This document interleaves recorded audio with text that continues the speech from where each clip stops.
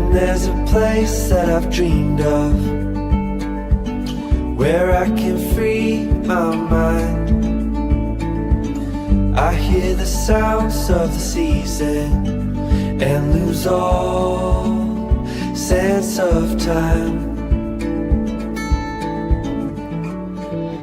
Feels like we're in a dream, you know what I mean. Right there, Camp McIntosh.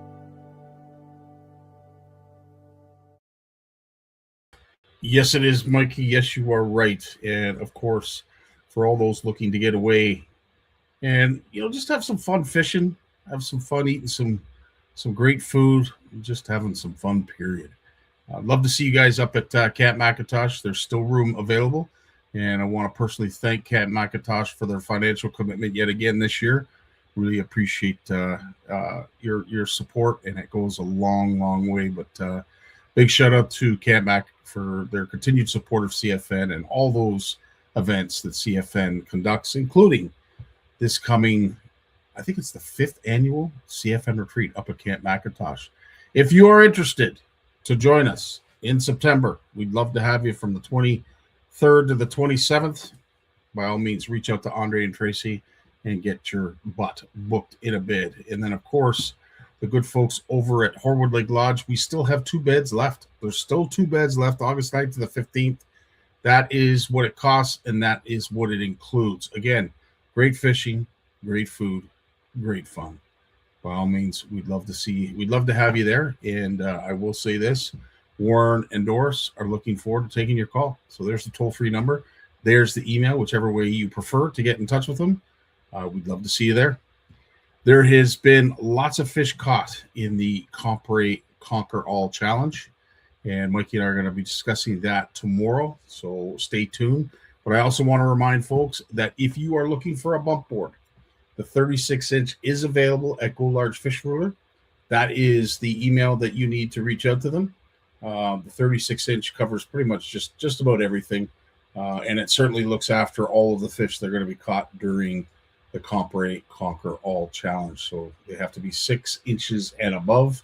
And in this case, it is bang on 6 inches. So $60, and shipping will be on top of that, but you can't beat that with the decal and the rigidness of these bump boards.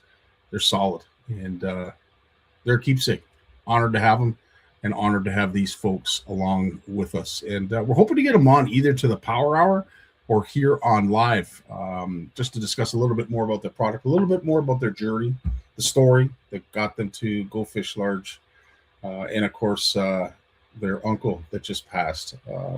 He was the inspiration for a lot of the product designs and the inspiration of them going down the journey that they have. So we'd love to have both Randy and Ron on to talk a little bit more about that.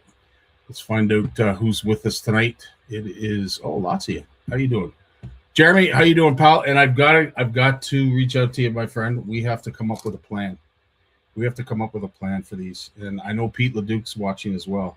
He will be someone that truly will appreciate this. Those are some beautiful, beautiful flies, and they could be yours.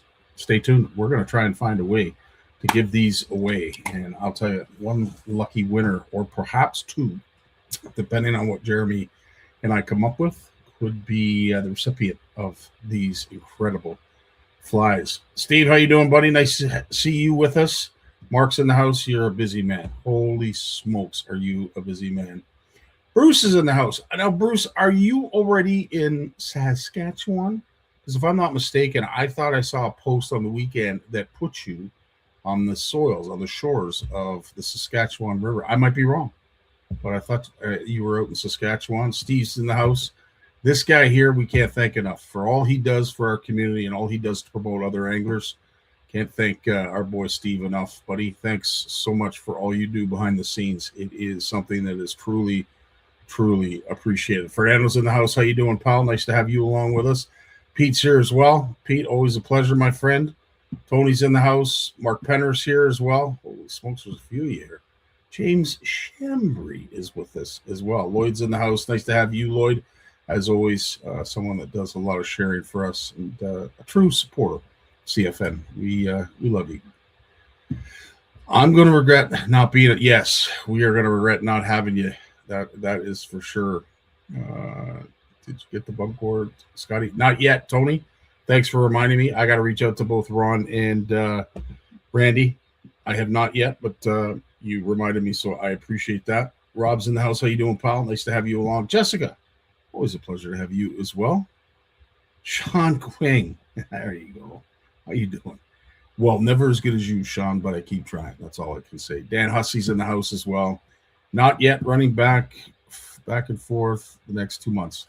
Well, we look forward to a lot more of those pictures on the shores of the Saskatchewan River and various other bodies of water that you're going to be fishing when you're out in Saskatchewan. And I'll tell you, of all the provinces to go to, holy smokes, have you ever hit it out of the park when it comes to CFN? We have quite a recruitment of CFNers out there. And I know the last time you visited, Bruce, you felt like a star.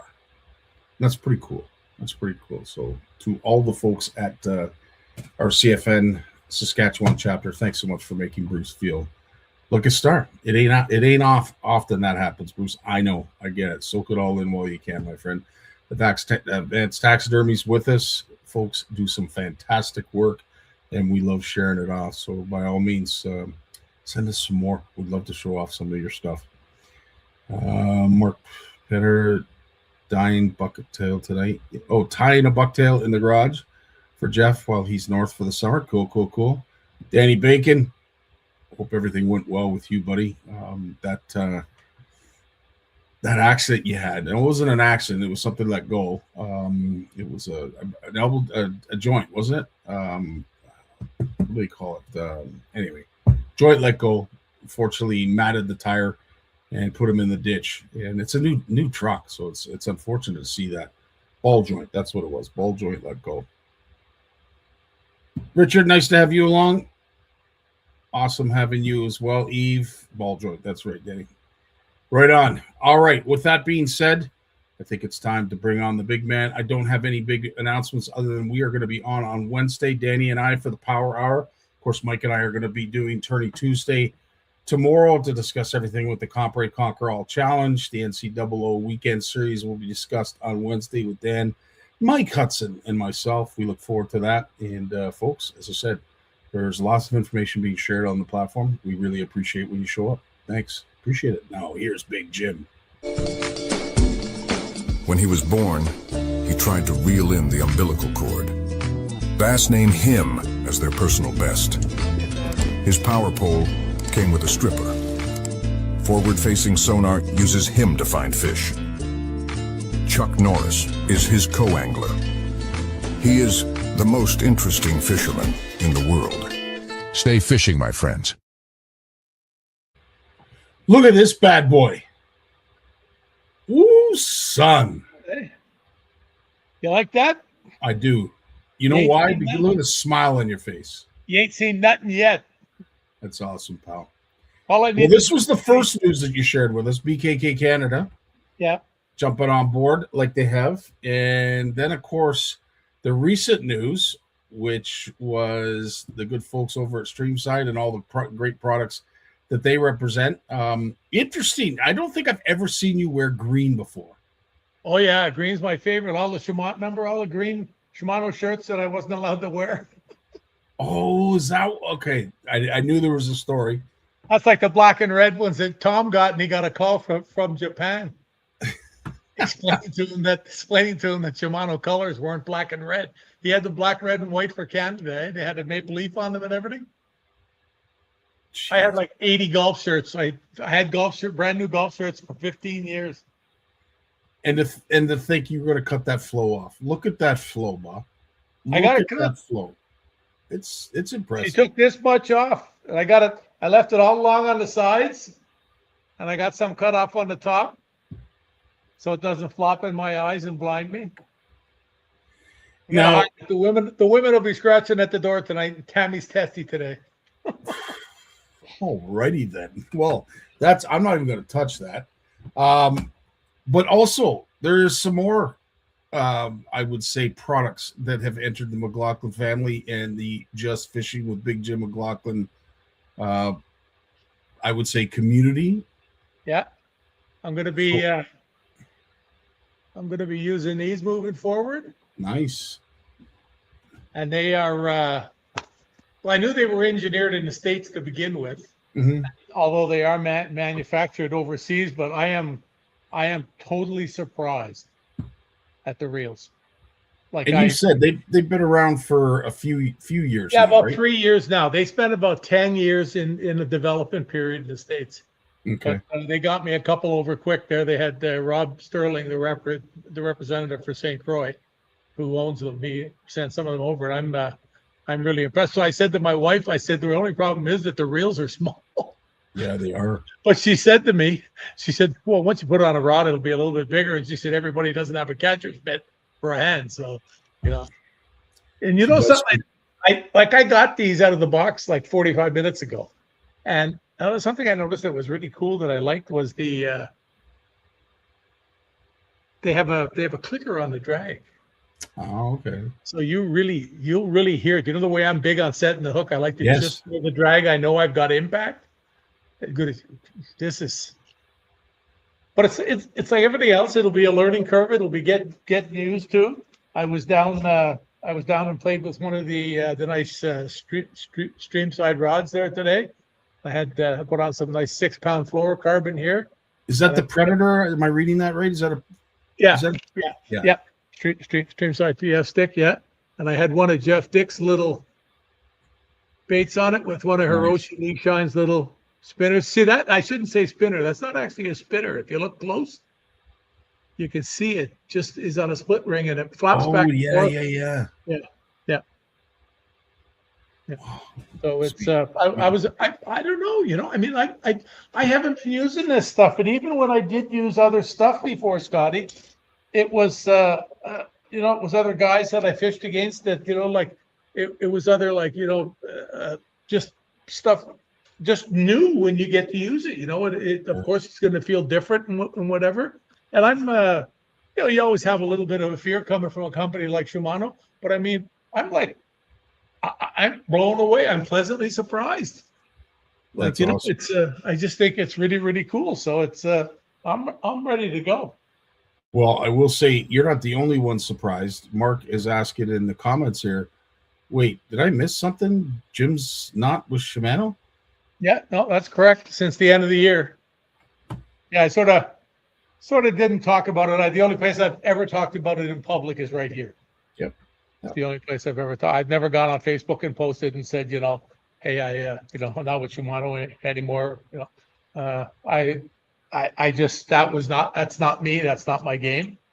It's going to come up now because I've had, I would say in the last week, 10 days since we talked about the stream side thing, I've probably fielded 25 phone calls from people just, you know, like, did you tell me something that I didn't know? That kind of stuff, you know? So, and the number of messages, I get messages every day. I always have.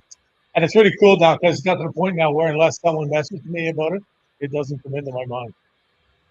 Yeah. And after 43 years, I'll challenge anybody to get that out of your head. Yeah. And especially the way it happened. So that was, that's one of those things. But anyways, that's, it's done. It's gone. Water under the bridge. Absolutely. Yep. No, well said. Nope. Jim, okay, so now that you're all geared up, now that you're ready, and I could tell you're amped up, ready to wet a line or six. Bass season is right around the corner. Like right around the corner. This is your time. This is the time that you really look forward to. I mean, I know you love your bluegill fishing and really all other species for that matter, but this is really the highlight of this softwater season is bass season. What are you doing right now to get ready for one? And if you were still an owner of a boat, would you have a whole bunch of koikis stringed up, ready to go? Oh, they're coming. I got them. I mean, you're a fool if you don't. Look, Jason Christie on the weekend, 90% of the fish he weighed in came on him. And I can't speak to it. I know I was talking to a guy the other day, and he mentioned to me, he said to me, and he's a he's a big time biologist. And he's of the firm belief that these were an easy food source for bass when they were little. they were eating little plankton things that looked exactly like a koiki. So they're growing up now. That's still there. And now they're seeing one the size of my fist. And, well, maybe not that big, but big. And Yeah. so they eat it. Yeah. It's something instilled in them. And hey, right now until somebody proves something different to me, factually, it's not an opinion, and I'll take his opinion because of his background in biology and how at what a high level. It's just really interesting. That's just his take on it. He says, "Could I be wrong?" He said, "Yeah, but there's definitely something to it. I mean, it's the biggest craze that has ever hit fishing. It really is, and It's you've bigger proven than that it to makes me. the Sluggo and the Senko look like, makes them look like a corner store versus Costco or Walmart. And this is I want to say the positive side of social media is the presence of that bait has basically shown up on just about every news feed that has anything to do with fishing, including our own. And I'm so interested that you brought that up about what they were used to eating when they were younger, and maybe it was an invertebrate like a copiad or something like that. But now they see this larger version, and they don't know how big they are and how big that is. Yeah, It's isn't that food. interesting? Yeah, so I don't know. It could be completely wrong. Maybe you'll get 10 big time science guys say, no, that's not true. But Wow. he's one big time guy, so Well, 100%, 100%. Yeah, you're right, Coxman. Dice was a fun Yeah. Well, it was the eve of the craze of the koiki, but it was the learning phase. It truly was. It truly was. And it works. Yes, they are, Steve. They are. That's They are an awful lot of money. There's no doubt about that. Well, you can get them for $5 or $6, eh? On Temu, or where do you get them? No, the stores have got them for $6.99. They're not koiki brand, but they're the same thing. I mean, I'm sure the fish ain't looking at it going, "Oh, this isn't a koiki." They're looking for the trademark in the plastic. Let's get it back up, Joey, quick. It's so true. Big swim baits up next. Yeah, I would have to say that it's already starting. We're starting to see a lot, and Berkeley has certainly come out with the lab series that are showing their size and showing their dominance when it comes to soft plastic. So you're 100% right. So we got koikis, but your go-tos. Have you got a chatterbait? Have you got a spinner? You got a chatterbait. You got to have a chatterbait rigged. If you don't, you need to go to the nearest doorway, stand in the doorway, and bang your head on the frame if you don't have one, because they're I mean, you got to have that. It's all there is to it. There's that. A swim jig. Are you still throwing a spinner bait these days? Would you still be throwing? Yeah, for sure. Yeah. Okay. Especially in the beginning of the year before the weeds are thick and everything. When horizontal presentations, just like in the fall, when horizontal presentations come back into play, because a lot of the weeds gone, now they can see something going by. Where summertime, a lot of times you've got to go down where they are through the weed, or like a crankbait along the deep edge or something to get down where the fish are, because they're not going to come up and chase it. Eh? So it's that. But it would be, I mean, hopefully my boat, I might have my boat Friday.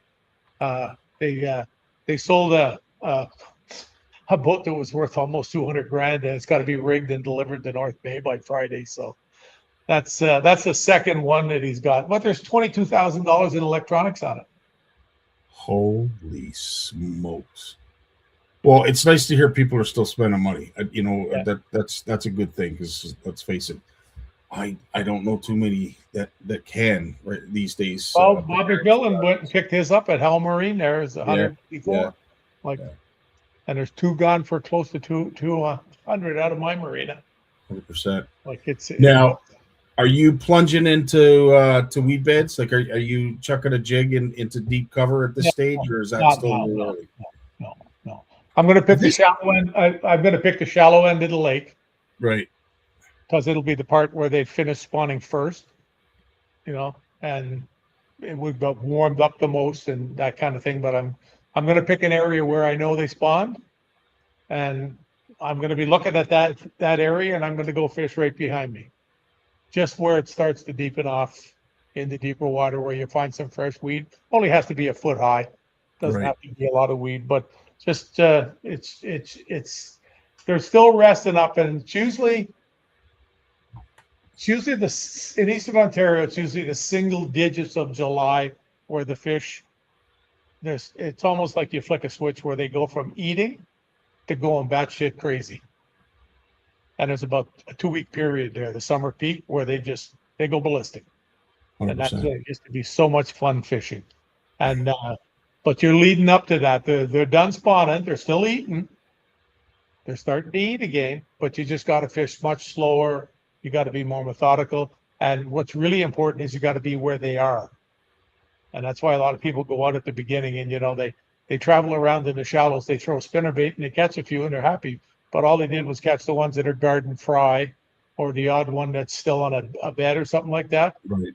That's what they don't do. And they're usually not bigger fish. That's why you see the early season tournaments quite often when it used to be largemouths all the time. Everybody had 12 pounds when it was a 6-fish limit because they all had 6 males. They were 100%. garden fry, but it's completely different now. Completely different. This time of year, Texas rig or Carolina rig? Probably a Carolina rig because you're going to want to fish. You're going to want to cover water. There isn't a lot of weed yet. Carolina rig works a lot better when there isn't a lot of weed. That's once the weeds are 4 or 5 feet deep, you can get into that kind of stuff. And this time of the year too, you're still in more of a search mode because you know the route in front of where they spawn. They went there to make babies. They're done. Yeah. Then they have to go rest and they have to eat. So, like I said about looking at that bay where they all spawned, you go in and you see 50 beds. Well, those fish are just out behind you. They're in 6, 8, maybe up to 10 feet of water at the most, I would say. Quite often shallower. Yeah. So we got some questions that we'll get to in a sec. Thanks so much, guys, for your questions. We'll get to those in a second. So on your deck, we're looking at a koiki, obviously, perhaps 2. We're going to have a chatterbait. You're going to have a spinner bait. You're probably going to have something tied up with a Carolina rig. Would you have a Nico rig? Would you have a Ned head put together? Yeah, I might have a Ned. Something smaller, but see, I would use the same purpose, a swim jig. Right. Just like not a big one, like something just something just a lot smaller. What have I got here? I was a good boy today. Boy, I would have rounded. Like a smaller swim jig, something like this right here. Okay. It's like I think that's a quarter ounce. No, it's just that happens to be a 3/8, but something like that in a quarter ounce with a little swim bait tail out the back, and it's all you need, Like something and then there's others. I'm getting too many rods again already. Something I'm looking forward to a lot too, and something I'm going to fish more this year is the belly spinners. Mm-hmm. Is this type of stuff. Right. I am going to fish more of this type of stuff. I have a couple of good buddies over here. They don't tournament fish. They're not that breed. They just fish. But, when they're out and they're catching 40, 50, 60 fish in a day, it's time to look up. That's a lot of fish. Like I said to you, you buy a clicker, put it in your pocket. 99% of the people who fish are not having a 60 fish day in a year. Yeah. Everybody thinks when they catch a bunch of fish, they've had a lot. Yeah. It's one of those things. Question from Steve. What about topwater? Yeah, definitely. Yeah. Something small, something like a fish slow, maybe a little popper, something like that. I'm not really geared on topwater at this time of the year, though, because that means they have to come up and get it. And not that they won't, but I'm more convinced that that's slower down closer to the bottom where they're resting. They're willing to feed. They're just not going to chase it. It's like late in the fall almost. You could compare it to the bite. All right. So going back through your arsenal, Coxman is asking when it comes to the chatterbait, what kind of retrieve would you recommend?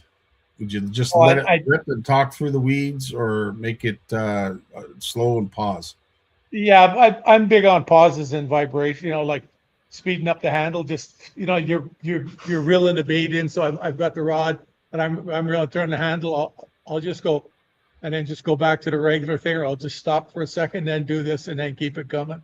And I got that years ago. I got to fish in a boat right beside Kevin Van Dam at a press thing. And I watched him fish a spinnerbait, and he was twitching it, vibrating, moving the rod the whole time. There's no such thing as this. That's boring as a fish. They need something to trigger them. Even when you watch me fish a rattle bait, Scotty. Yep. All the little twitches and bangs and whatever. It's just always after you do it, you get hit. It's always the way that it works. It's usually how it works for you. It doesn't work so well for me. But I love it, buddy. I love it. I digress. Sean's got a great question, and I love asking these kind of questions to Jim. What's your favorite old school presentation that people think is just kind of a way of the past, but rattle still bait produces fish? Yeah. Rattle bait. Everybody used to have a rattle trap or a square bill, which used to be a big O. Remember the old C77s and C78s, eh? Yeah. It's I was just talking to Hiroshi from Nishine, and he's gonna I'm gonna be chucking his frogs because there's nothing that anybody that I'm gonna work with doesn't have frogs. So I'm gonna be using his frogs, and he says I'll send you over. He knew I wanted some baby Chippewas and some other stuff because I caught a lot of fish with Hiroshi's lures. Wow. Like a lot of fish. He makes something fierce good stuff. So I talked about this before, eh? A lot of people don't realize he made a lot of the original mega bass lures. He was the designer, the Shimano JDM stuff. And when I was at his house with Gord Routcliffe that time, he takes out a box and he's showing me all the packages with his picture on it and everything. You know, it's just the guy knows. He's forgotten more about crankbaits than I'll ever know, and I made a living doing it. You know what I mean? Holy smokes. Yeah.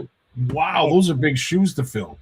Yeah, no, it's true. Oof. Wow, that's impressive. Interesting point and question, Coxman. When it comes to this time of year, Jim, are you 50-50 on sight fishing as opposed to using electronics, or is it just early in the year? Sight fishing can be easier because the fish there's so many of them shallow. And when I was younger, my eyes were as sharp as they came. Mm-hmm. I'd pick out fish. I'd pick out a fish in milfoil in 5 feet of water. You'd just see me looking, and I'd have a bead on something, catching fish like that. But you got to be paying attention to it to do it. You got to be able to fish without looking at your rod and reel or where your line goes in the water, right? And that's why several people have asked me when they fish with me. My head always looks like it's on a swivel. Yeah, I'm always looking, and it may not just be for a fish. It might be for like that stump out of whitefish. I always go by and I say, "Oh, there it is," and I see it way before we get to it. Yeah. And I don't know how that thing floats. That has to be a tree, eh, Scotty? Oh, for sure, it's a tree because it couldn't have stayed in the same place with the ice and everything. Because it's only 2 feet under the water. Yeah. So a lot of years the ice would get to it. But I don't think I've ever caught a fish off it though, and that's the scary thing. Well, you usually have it pretty. Well, there's no cast for me to throw. Once you've seen it, and by the time the arse end of the boat comes up to it, that thing's it's been retrieved 6 or 7 The weeds times. are gone, the fish is gone, the algae is for sale sign. Absolutely, yeah. I'm just except for last year. My thumb. It was tough. There's no doubt about that. Jordan, you don't realize my head over that, eh? It still hurts. It still burns today. I'm sure you'll find a way to get over it. So with that being said, obviously baitcasters is your probably go-to. At this point. There's not too much. If I chuck a net, it would be on a spinning rod. Yeah. Or a little swim bait, like on an 1/8 ounce head or a 3/32 or something like that. Little 3-inch swim bait, something smaller. Even a swim jig, you want to maybe trim it up a little bit, do some smaller stuff with it. And although everybody tells you hair is a fall thing, there's nothing wrong with swimming a hair jig. There's nothing. They say that fall hair is a fall thing. Interesting. Well, they always said cold water. So it was basically the fall when everybody used to pull out a hair jig. They're a go-to for me in the spring. I love them in the spring. So with all that baitcasters, you've got all your presentations. Obviously, here's the educational piece.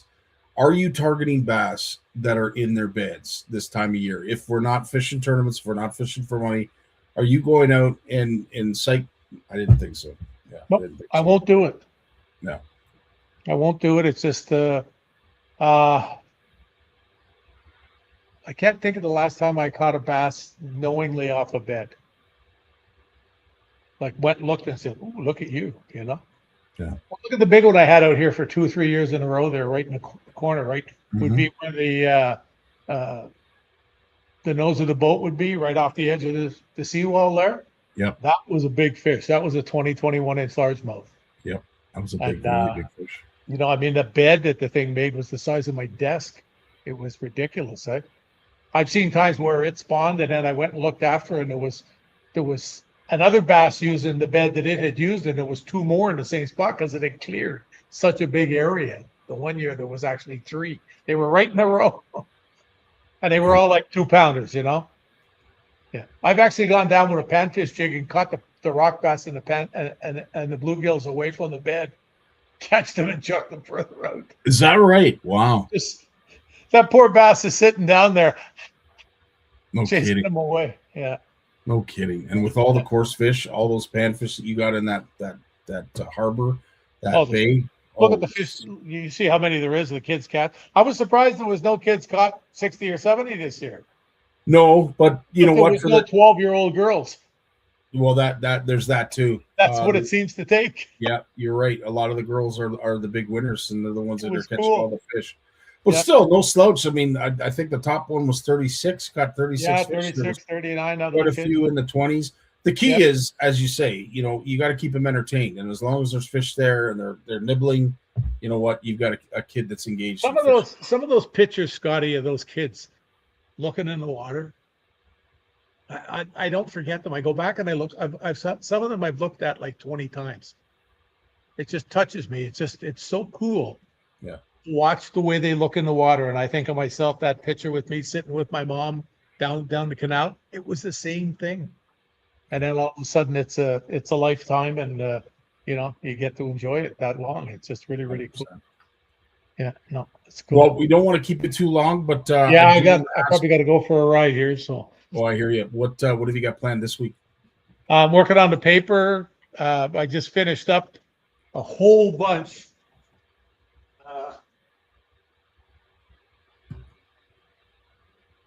I've had all these big musky spinnerbait heads kicking around. So I spent the weekend putting all these together. Uh-huh. There's a sea of them there. So they're going over to Dan and Manipick there before the weekend. But I've got that's some Jeez. the bigger ones. Holy smokes. Somebody will be getting a grab on them, and I'm going to spend. I got to get the rest of the logos. I got to bug people again for the logos for the deckling on the truck, because I want to get that done sooner than later. And working on the paper. Tammy's at quilting, so that means I drive her to Brockville in the morning. I come home, I work in the office, I drive back to Brockville and bring her home, and I do that 3 days in a row. So that takes up 2.5 hours each. Well, 2 hours each. It's about an hour each way. So back and forth, that's 4 hours a day gone right there for 3 days. So. And the magazine's going to have a whole host of new ads in it, which be interesting to see. Yeah, we got a lot of new stuff. Yeah, so that's good. I've been working on them, but yeah, it's an exciting time, Scotty. It's so like they said, when Well Tom deserved, Brooks asked pal. me, "You ready? Are you ready to sit on the couch?" And I said, "Not a chance." Attaboy. So yeah. So Well, you know what? Go sit on the couch while you can. I know you got to get going really soon, so we don't want to keep you. But as always, Jim, thanks so much for everything you do for our community and everything that you do for CFN. Can't thank you enough. listen to the sound of it. How tight it is, eh? It is, yeah. I really like that. And like I was joking about to you before, I've never seen a box this strong. Well, we'll have to do a weight test. Okay, you ready? I could stand on this box. Well, let's not do it now. You got to get going. I don't want to see you fall over. I mean, I think if we put a piece of wood on it to give me a place to stand, that might it help. would Yeah. support my weight. I've never seen a box this strong. And it's really Like- cool the way it is. It comes apart. Look how tight it is. And at this stage, I don't know if we're selling the box or we're selling the reel, but needless to say, Jim is My impressed. Vanna White. Right on, Paul. We'll let you go. You take care of yourself. All the best. Be We safe will out chat. there. Catch some fish this weekend. There was something I wanted to say today. I should have wrote it down. Well, we're back here. I'll next week. remember at, I don't know, 7:43. So Sounds good, pal. I'll You put take it care of yourself. in the thing there if I remember. Right on. Be safe We out got- there as always, and be sure you got all the stuff in the boat, like your life jacket. True enough. I saw somebody posting a video the other day taking their kids crappie fishing, 3 kids in the boat, 7, 8, 9, 10, 11, maybe in that range. Not a life jacket to be seen. And they're driving across the lake in a big fancy boat with a giant, not a deck boat, but the next best thing to it, something like a Yeah. deck. Looked like it might have even been an old pontoon boat that they had done some work to or something. But Yeah. I know pontoon boats are a little bit safer, maybe, but still, kids, you got to have a life jacket on. Amen. I do too. Amen. Yeah. So Absolutely. All the best, my friend. You take enjoy care of getting. yourself. Peace. We got Lawrence coming up right after a word from our sponsor.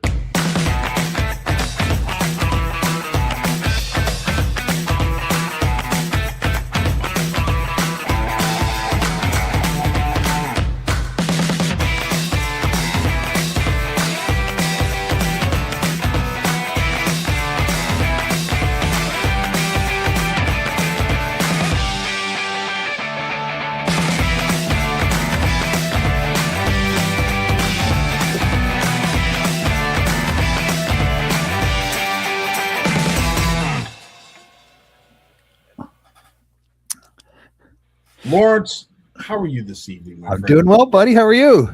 Right on, pal. Good, good, good. Always a pleasure to have you here with us. And of course, you look very excited, full of all kinds of spunk and energy and what have you. So I will let you lead the conversation. I do believe we're going to go back down the road of the Great Lakes Fishery Commission. Is that correct? I got a bunch of things here I've been thinking about. So I got a little list, so we'll whip through it pretty quick. But first of all, the excitement in my face is I've mastered the art of walking 3 dogs at once. And this is not an easy thing to do as a blind person. I got one dog who guides me in my left hand. I've got a doodle that just I put it on a leash and it just hanging on my wrist. And then I got my daughter's Chesapeake Bay Retriever. She's 7 months old. She's 85 pounds, and she's in a harness, and it's like being tied to a tow truck. Just bum, bum, bum, bum, bum, bum, bum, bum. Jeez. But she doesn't pull. She's pretty good. So I got 2 dogs on my right arm, one dog on my left hand, and off we go. And I'm getting all the poop, so that's good. I'm not missing any, So no one's yelling at me, and I'm not getting run over. But there's one little area in my neighborhood. There's 42 stairs going down to the park from the fountain. I'm not going down those 42 concrete steps with 3 dogs in my hand, especially that giant Chesapeake Bay Retriever. Right. Oh, no kidding. 100%. So that's I've mastered that. No one thought I could be able to do it, but everyone said, no, you can't do it. And I said, come on. So we trained her how to walk nice in the harness. And now I just started taking her out this week on my own. And so she's happy. I'm happy. We're all getting out there. Yeah. Full of energy. She's full of energy too, that dog. Holy smokes. Oh, yeah. Yeah. But my guide dog, he's going to turn 9 this December. Oh, wow. And he's as smooth as silk. He's just a beautiful dog. He's so nice to work with, and he raised that Chesapeake. He raised the Doodle. Now he's raised the Chesapeake, and he just looks after those 2 dogs like they're his own kids. It's beautiful. He's such a great dog. That's awesome. Yeah. Good stuff. Right on. Yeah. So yes, back to the commission All right. and some of the findings, some of the things that you're going to enlighten us on. So okay, so here's a couple things coming up for me personally. I'm on this advisory committee for Parks Canada. So they contacted me and said, Lawrence, we're making a few videos of the accessibility of different national parks. So I'm thinking, I want to go to Newfoundland and go to the, northern Newfoundland and check out the park there. But they said, so is there any, so I get on a call with them and I said, what are you talking about here? And they said, well, what parks are nearby you that you would like to highlight? The only national park near me is the Thousand Islands, but I also know, Parks Canada owns the canal, the Rideau Canal system. So I said, here, look, here's an idea. How about you come aboard the Bluefish Explorer? We'll start off with some fishing downtown Ottawa in the canal, where it goes into this little lake called Dow's Lake. We'll start with some fishing, and then we'll go and do the locks and head out into the Ottawa River and do some, get some nice B-roll. And as we're going through the locks, we can chat a little bit about the accessibility and the importance of access, public access to fishing in urban spaces. And this, just along that stretch of canal we're going to be going by, there's over 300 kids that take part in summer school programs through the Ottawa Fishing School, run by John Anderson and his volunteers, and we help out there as well. And it's 10 weeks of school now for these kids, and it's one of the most popular programs, and they're all fishing along the Rideau Canal. It's this wonderful, right? I mean, here we are in the middle of this Canada's capital, and you can just fish along the canal and actually catch fish and eat the fish. They're safe to eat. It's interesting that you bring up the whole accessibility part, because one of the things that we want to do with the app is, a lot of people want to know places to fish. We're thinking of it a little differently. We're thinking more for accessibility for those who are handy capable. I don't know that is there an awful lot of that kind of information available that you're aware of? I've done a lot of work with the University of Western University in London, Ontario, developing the standards. It's a big thing, outdoor accessibility. Parks Canada has a whole lot of aging infrastructure that was built in the 60s and 70s that isn't accessible, but they want to make it more accessible. And I think that's what you want to really focus on is how do you make something as accessible as you can without tearing it down and starting over. And that's the challenge. I'm working with Northern Ontario Tourism organization as well, and all the outfitters and lodges in Northern Ontario. There's over 800 of them, and they want to make sure they're not, ruling people out. So they are taking measures into their own hands, but they're not necessarily complying with building codes. They're not tearing down their stuff and starting over, but they're trying to make it as accessible as possible. So I think there's something called usability and accessibility, and there's different levels. And I think we can work on that, Scotty. We're doing something similar like that for a Yamaha Stay Outdoors program. We're looking at water access sites and assessing them for usability. Look, what can I take to the shoreline? Can I bring a canoe, a kayak? Can I back my boat in? Is there a dock? Is there a launch?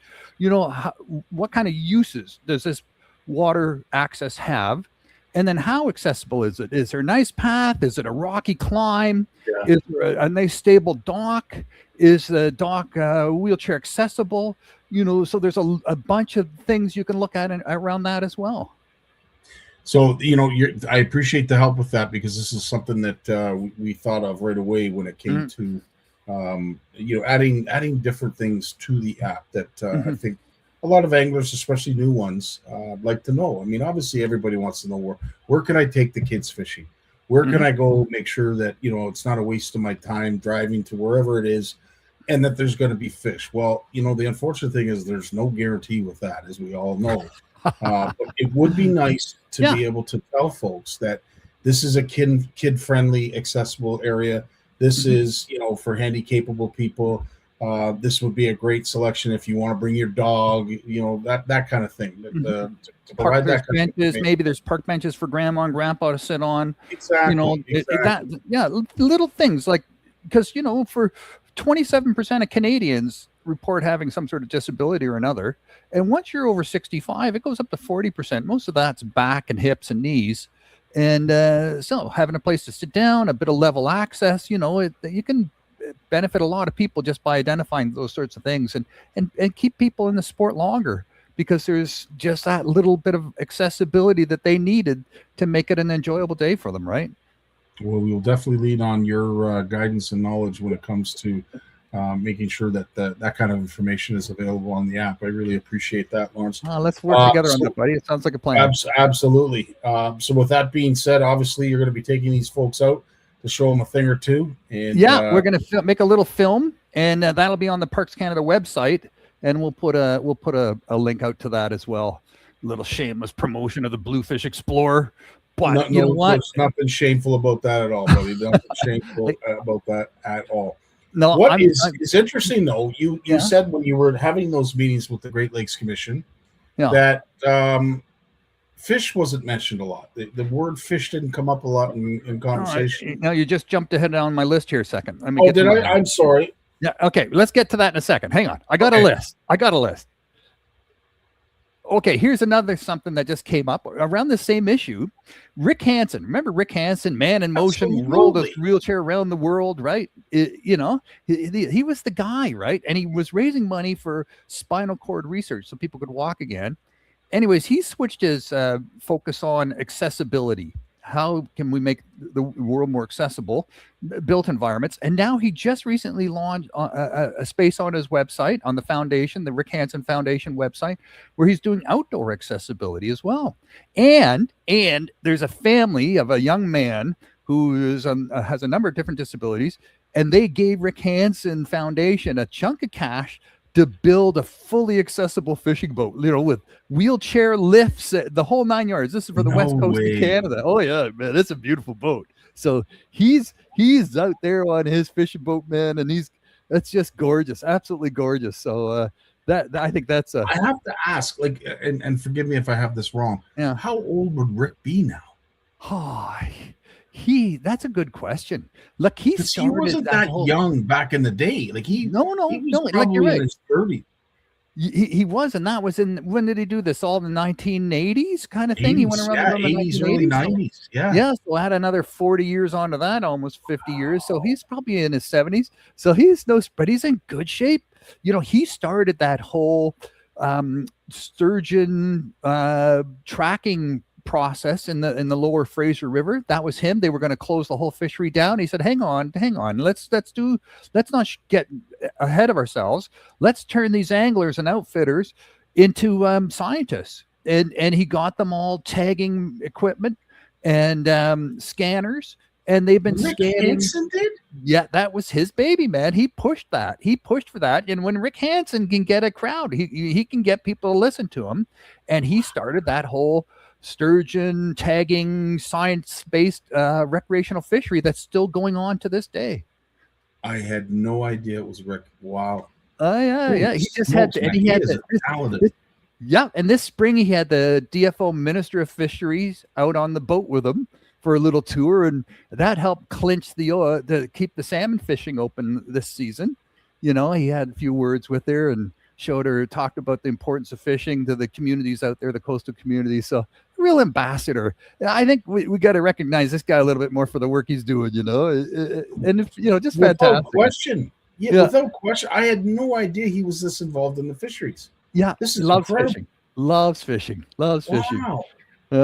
I've never met him, but I wanted to get him in my documentary, but we didn't. He's always jetting around, going somewhere and doing stuff, right? So anyways, he's a great guy. So I just wanted to mention that quickly. And AMI audio on cable TV and the internet, they have a podcast they did featuring Rick Hansen and his new boat. That's going to come out tomorrow, and they got me talking about it too. And so we had a good chat about that. It's a 30-minute podcast, and what's it called? Yeah, just Google Rick Hansen AMI audio. It's coming out tomorrow, so you should be able to get that podcast. And it's an interview with him talking about his new fishing boat and outdoor accessibility, and a few comments from me thrown in there. I don't know what I said, but they recorded me, so I haven't heard it yet. We'll see. If you could share me the link, I would love to share that on our community. All right, I'll shoot it over to you. Yeah, Absolutely. It'll be out. I'll shoot it over to you, buddy. Now, not jumping ahead. Yeah, just going back. Okay. So the next thing on the list is Yeah. this is the 50th anniversary. We're changing the channel here a little bit, and this relates to our last newsletter of June 1st. It's about responding to toxins and issues of impacting our fisheries and the water quality. And it was 50 years ago, just this month, that a oil barge on the St. Lawrence River hit a shelf, cracked open, and didn't realize it, and just kept going down the St. Lawrence River for another 8 kilometers as all the oil spewed out of its tanks. and 300,000 barrels of crude oil went into the St. Lawrence River. Some of it went under the ice, and it spread throughout the whole 1,000 islands and beyond. And if it wasn't for the response of thousands of volunteers who went out there with sponges and towels and anything they could get their hands on, just took work off and started mopping it up. And it went on for months. And you can still find this crude oil 50 years later. You can still find it on rocks in the St. Lawrence River. Wow. Yeah. It could have been much worse. It was bad. Lots of birds died. We don't know how many fish died because you don't see that, but and they don't look for it that much. But it was an epic eye-opening experience that started Save the River. It's an American organization that I'm a board member of, and they're doing good work. I really love Save the River, and I'm really honored to be on their board. And I learned from them, they learned from me, and it's just great group. That's awesome. We did a podcast with them, and that's just came out in Bluefish, the Bluefish Radio Show, and it features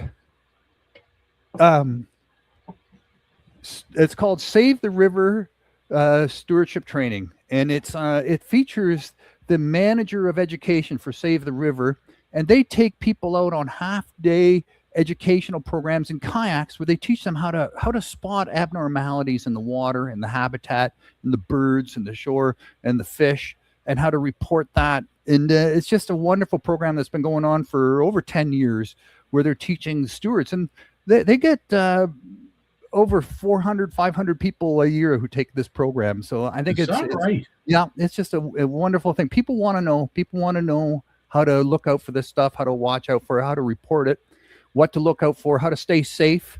If you see some of these problems, what to do to report it without getting hurt. So it's a good program. We're building on that with some funding from Freshwater Future. Bluefish Canada is going to expand on that a little bit and create some more protocols that anglers can use. So stay tuned for that. And check out the podcast. There's another podcast we did with a Wallaceburg Advisory Team for Cleaner Habitat, and they call it Watch, and it's on the St. Clair River. And you remember in the 1990s, they discovered those toxic blobs in the bottom of the St. Clair River. Remember those blobs? Yes. That were moving around? So yes, that's when they started the Watch, and it involves an angling community out there that's really involved in observing and monitoring for this sort of thing.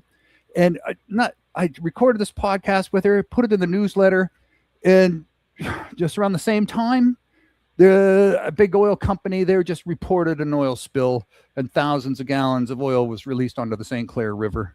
And, it goes into Lake St. Clair and the muskie fishery there and the Detroit River. It's just they're cleaning it up. They got barges out there and all the different equipment to sort of retain and contain the oil spill. And it's not as bad as it could have been, but it's, these things are still happening. And So, really, I mean, for folks that aren't from that area and don't know, there's a lot of industry down by the shores of the St. Clair River, as well as Lake St. Clair itself.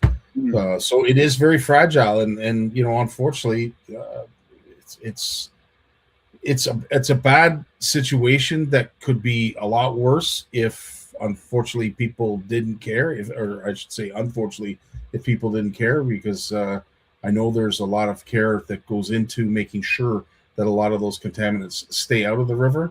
But it's a good thing that we are diligent. It's a good thing that we are looking after some of that stuff, because there's a lot of toxins down in that area, and that river I don't think has ever been cleaner than it is right now. It's in wonderful condition, barring this latest oil spill, but there are still industries that have contaminated a lot of the shoreline, a lot of the soil along the shoreline, heavy industry. So it's still an area of concern, what they call an area of concern, where contaminants still exist that needs to be cleaned up. And this is where the Great Lakes Executive Commission comes in. They handle how to identify these areas of concern in the Great Lakes. I think there's about 12 on the Canadian side and another 28 or so on the American side. I think about a dozen are on their way or well on their way to being cleaned up, and there's a whole bunch still to be done.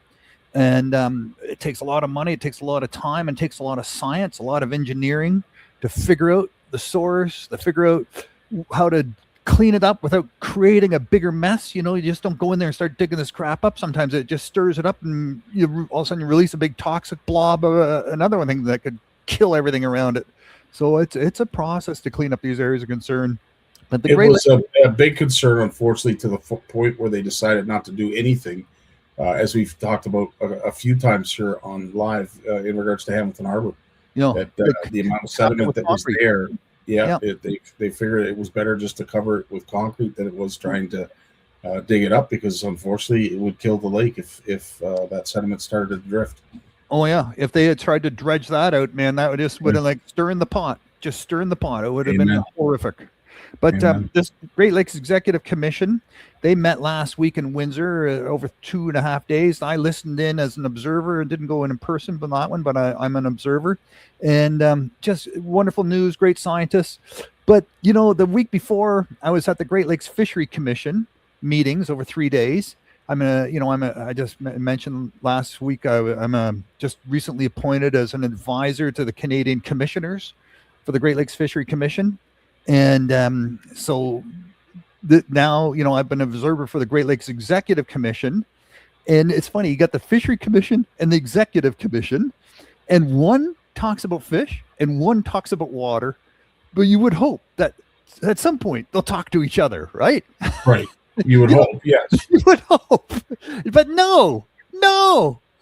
Then you got the International Joint Commission. And the International Joint Commission takes care of water bodies across Canada that we share with the United States. So Lake Champlain and out on the Columbia River, anything that that crosses from one part of, either the States into Canada or from Canada and the States, it's water of interest to both countries.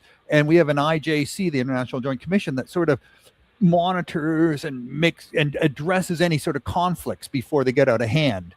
And they are the ones that are more holistic in their science and looking at habitat and fish health and looking at the big picture. But the Great Lakes Executive Commission, in a day and a half, I heard the word fish twice. Out of all the reporting, the fish came up twice. Just the word fish. Never mind fishing. Because they were obviously talking more about clean water. I'm going to water quality, cleaning up the water, always about water, right? And then the shoreline and the trees and the animals that live along the shoreline and how well they're doing after they clean up. And I think, okay, why are you talking about the birds and the squirrels and and the deer and the raccoons and the foxes and all that stuff? Don't talk about the fish, the animals in the water. Hello. Yeah. Kidding. And the Fishery Commission is really focused on fishing, but and I got to be careful here, but commercial fishing, right? Because DFO is funding Canada's side on the Great Lakes Fishery Commission, and DFO promotes commercial fishing. They do Coast Guard work. They do people who are trying to screw up shorelines and managing all the navigable water, protecting it, but they promote commercial fishing and the sale of fishing and the monitoring fish stocks and handing out fishing licenses and who gets to fish for how much fish. The DFO calls all those shots. So naturally the Great Lakes Fishery Commission has a huge focus on the commercial fishery, but again, recreational fishing, fish health, fish, habitat. There's all these cracks, man, between these commissions where things are just falling between the cracks, and millions and millions of dollars and much effort and much science. And I think the scientists, they get a topic, they do their research, but I think it would be interesting to see a little more love for recreational fishing in coastal communities, which gets to my next point. But before I go into that, you might have a few comments to share on this. I actually don't, but it is interesting to hear that the focus is on clean water. But at the end of the day, as I said, we will always stay tuned to see what's next, because there's a lot to unpack there. Yeah, there is, and so here's an example of blue justice versus blue economy. And we see some announcements out of DFO on Newfoundland, Labrador, where they've said, people can go out and catch more than 3 fish for home. And if they go out with a boat of friends and family, it's no longer just 15 cod for the whole boat. Now people can catch their own limits. So they're starting to say, hey, people who live by the coast, you can now go out and catch some fish and feed your family with and stock your freezer and enjoy the bounty of the codfish returning. And they are returning, my friend. They are returning. They are tons of food out there for them to eat. They're finding out there's lots and lots of predating opportunity for them now, and their population is growing, expanding. They've passed the tipping point, it seems like, where they were sort of stalled, and now the numbers are increasing quite significantly, and where they've tripled or quadrupled the quota for the commercial fishing, and now they're talking about adjacency, and people in these communities are saying, okay, we can go and catch our limit to put in our fridge or our freezer and bring home and feed our families, but we want to get back to fishing. And there's a whole association of small scale commercial fishing from these fishing communities all around the coast of Newfoundland and Nova Scotia and Labrador, who said, look, we want, give us 5%. Like you're increasing the quota, but you're not giving us the opportunity. We live by the shore. We are people from the sea for 500 years. Give us our chance to have at it, like we did for 500 years. And they're only asking for 5% of the commercial quota, and they're being stonewalled. So who's getting to fish the 100% of that commercial take? It's these giant fish processing boats where they go out, catch it, clean it, freeze it, and then ship it off to the markets in China or wherever it's going. And the people who work on those boats are making minimum wage, and the companies who own those boats are not making a hell of a lot more than minimum wage. No. And it's just it's an economic thing, and it's bringing it's trade, it's shipping out stuff that we grow here for free in Canada, and then catching it, processing it, selling it, making big profits. So it looks great on paper, all this trade, all this GDP, but the small communities are saying, well, hey, what the hell? We want a piece of the action. Just 5%, man, 5%. That's all they're asking for. And they're getting stonewalled on that. And we're rubbing it in the face of some of the folks down in, say, California, where they'd love to be fishing. They'd love to have clean water. In fact, they would just love to have water. Some of the, and I don't want to lay blame, but when you're running out of water to the point where your lake is pretty much dried up, and that lake is called Lake Mead, and Lake Mead is responsible for not only providing a lot of fresh water for locals in that area, but of course it runs the turbines and it keeps the hydro on.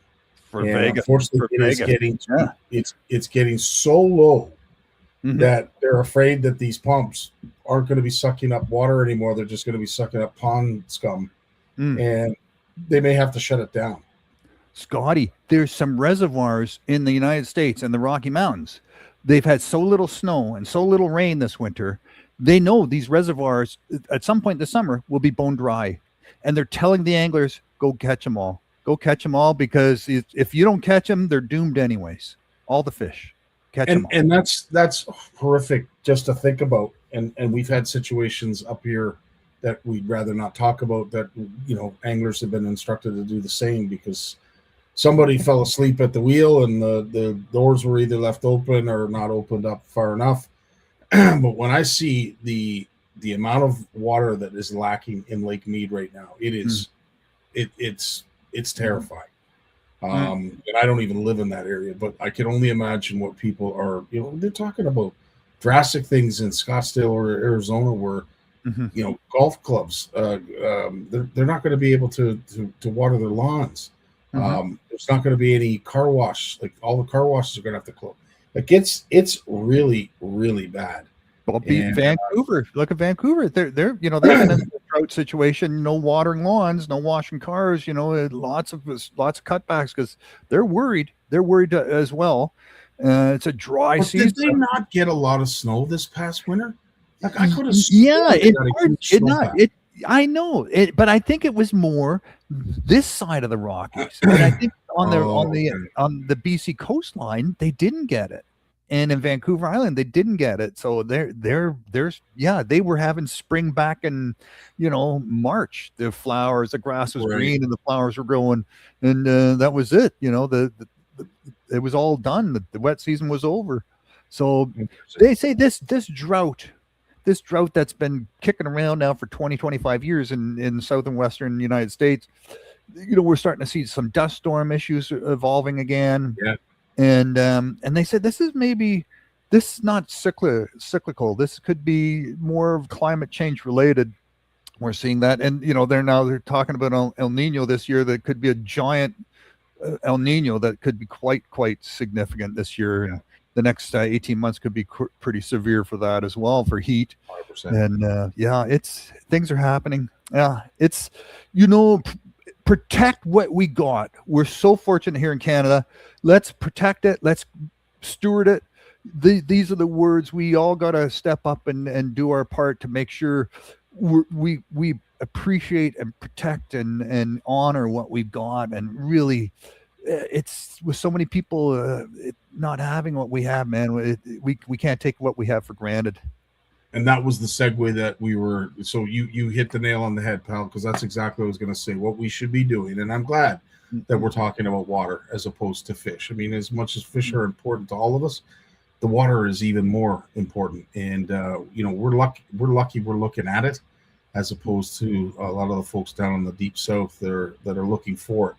And I don't envy them, because there's no, Mother Nature has to fix it, and there's not a lot of rain in sight right now. So I don't know. Well, one thing for the Great Lakes, the rule is that we have agreed to with the United States is that if you take water out of the Great Lakes to put in your water pipes and run your industry, it has to go back it has to be treated and put back into the Great Lakes. Right. That's the rule. Kitchener, Waterloo, you can't build any more houses because there's no more water. They do not have sufficient water to expand any more housing developments in Kitchener, Waterloo. And they're one of many communities that say, hey, let's just dip a little straw into that Great Lake there and suck some out, and so we can keep building. And I said, and then what? You're going to suck in this giant amount of water, and so you can build all these houses and feed them with water, and then you're going to process the sewage and do what with it? Dump it into the Grand River? So all the treated sewage will go into the Little Grand, and it'll flow all the way back into where the hell it flows into, Lake Ontario, I guess. Where is that? Yeah, Lake Ontario. Lake Erie. But still, I mean, eventually Lake Ontario and the ocean. That's not a big river. And would you want to have that, all the sewage from a huge city going into that river? No. Treated or not? It was, you'd swear we almost rehearsed this before we went live, but that was the segue that I was going to bring. It was just mentioned that Kitchener is in, they're basically, they've hit the limit in terms of what they can do for building, because they just don't have the water. And of course, they go down the same road really as Milton did, where a lot of the water for Milton was provided by an aquifer.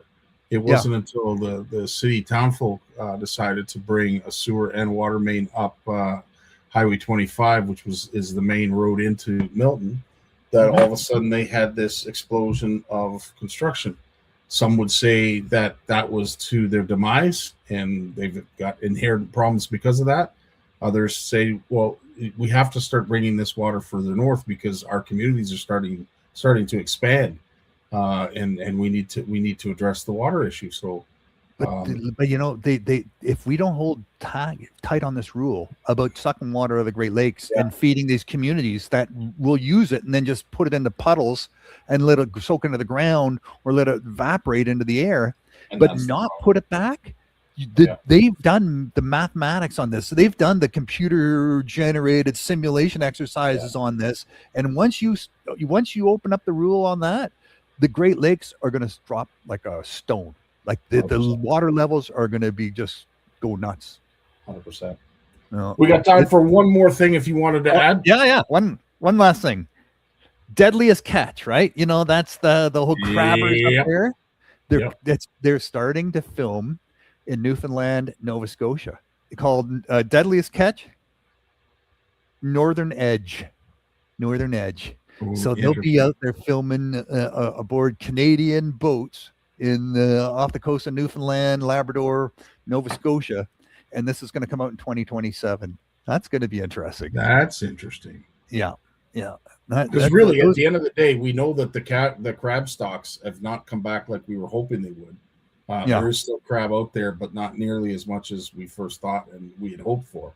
So obviously, the show's got to continue, right? The show's got to go on. So, and we've got some tremendous lobster fisheries that are just going crazy on the east coast of Canada. They're just going nuts. They're doing so well. Absolutely. And we got crab, and there's cod stocks coming back, and they're after the shrimp, and so there's things happen on the east coast of Canada, man, and people making lots of money at it. It'll be. I think this will showcase what we hardly ever hear about, and we'll get to see it. We'll get to understand it. It's going to be interesting. Very interesting. Well, as always, dude, every time you come on here, it's interesting. Thanks so much for keeping your nose to the ground and keeping your ear to the wall and listening and getting information that we don't necessarily think is accessible. It's certainly accessible to you if you look for it. But of course, you've got Bluefish Radio that has various great guests that are extremely knowledgeable that you bring on. And if you are looking to go back and look through the archives to Bluefish Radio and some of the incredible interviews that Lawrence has done, where would we find that? You just go to Apple Podcast, Spotify Podcast, Cool. Any of those podcast providers. It's all there. Right You on. just go in there and drill down, and you'll find something of interest. The best thing is just to register. If you have you like podcasts and you have an app on your phone where you put on your favorite podcast, that's the best thing you can do is just register for the Bluefish Radio Show, and you'll get. We drop a couple podcasts every month. We sort of get a sort of theme going, and then we put the newsletter together to match the theme of the guests on the podcast, and all sort of knits together. And just register, on Spotify or Apple Podcasts and get on it there, man. And most of the podcast providers, the free ones and so on, you can find the Bluefish Radio Show and register that. And please leave some comments and give us some high fives. Yes, absolutely. Well, Lawrence, a high five to bid you farewell for another week. But look 10 for you, buddy. 10 for you. Right on. Look forward to seeing you next Monday. And of course, there'll be a whole host of new things to talk about. And again, thanks so much for bringing it to our community. Thanks, man. Thanks for the opportunity. Keep up the great work, Scotty. Right on, pal. You as well. We've got Jay Barnucz coming up right after a word from his sponsor. What if there was a line that made you feel like you were fishing without it? Invisible. No memory. No stretch. No tangles. No equals. Soft, supple, and fishable, effortless in motion, and the final destination of a 50-year journey by chemists, engineers, and anglers nationwide. Introducing Gin Clear from Berkeley Labs. The molecular mastery of fluorocarbon, scientifically engineered, American manufactured with unrivaled precision. Along with dramatically less memory and coiling, you get longer casts, more accurate delivery, unrivaled toughness, all with the absolute stealth you expect from fluorocarbon. The world has never seen anything like it, and the fish never will. Gin Clear, from the world leaders in the science of catching fish at Berkeley Labs. Right on. There he is. Jay, my man. I forgot to do this at the outset, so I'm going to do it before we get into some of the conversation that we're going to have. But I want to thank KBC, Kayak Bass Canada, and, of course, Aaron for bringing this to our attention. Of course, it's their time to do some fundraising. And for all those who know CHIO, that CHIO event is something fantastic. And we're lucky to have Kayak Bass Canada a part of us. and they are looking to sell some tickets to raise some money for their CHIO event. And this is all of the information you need to know, because they are giving away an incredible prize of, yet again, a kayak. And this ain't just no run-of-the-mill kayak. This is quite something. Now, tickets are $40 each, no limit per person. You transfer your payments to the email that you see there. Of course, if you have any questions or any concerns, by all means, reach out to me. I'll put you in touch with Aaron if I can't answer the question. But some really, really cool prizes, and this is one of them. This is dynamite. This is quite the kayak. So big shout out to Kayak Bass Canada for making this available. And of course, the many sponsors and people that work with them. Bonafide Kayak obviously is one of the sponsors that makes this kayak available. So we want to thank Aaron again for bringing that to our attention. So that's that one. And then the next one that I wanted to bring, which is this is just as cool. If you are someone that likes to stock your bar, this is quite cool. You will have the ability to do that with this prize. And 'tis the season for entertaining. If you are looking to entertain yourself, well, you don't need to go any further than right here. This is money also going to be raised for CHIO. This is the 6th annual benefit event for CHIO that they're going to be doing this year. And what is up for grabs is a Yeti Tundra cooler. And it is jam-packed with multiple packs of tall boy beers with koozies, including some Malibu rum, Jägermeister, Smirnoff vodka, Absolute vodka. Like, holy smokes. So if you are looking to entertain, this might be a great option. As I said, the retail value is about $1,200, and tickets are only $10 each, no limit per person. Anyone over 19 can enter. So if you want to e-transfer your payment, Kayak Bass Canada is right there. Include your name, phone number, along with cooler in the message body so that they know exactly what you are donating to. We're going to be posting this on the CFN page probably on Friday, just to give it a feature. So folks, if you didn't hear it properly tonight, we will certainly provide more information on Friday. Jay, always a pleasure to have you along, sir. And of course, you are all about fundraising and doing what's great for the fishing community. So I knew you would be on board. Yeah, that's with awesome. That. Yeah, those Aaron and Jay and those guys out there, man, they do a good job, like it with Kayak Bass Canada. And it's one of those things that we live in a great province. It's just so damn big. I don't get to go out there enough. That part of the province. It's so true. They have an incredible following, especially, anywhere basically Eastern Ontario. So, and they run some great events out there and a great organization. They're always doing some great stuff for people. So it's awesome, man. Smart, very smart of them to do it that way. And the CHIO event, it's dude, it's one of those ones that it's on my list that I will go one day to their CHIO event. I just need to stop working so much. That's my problem.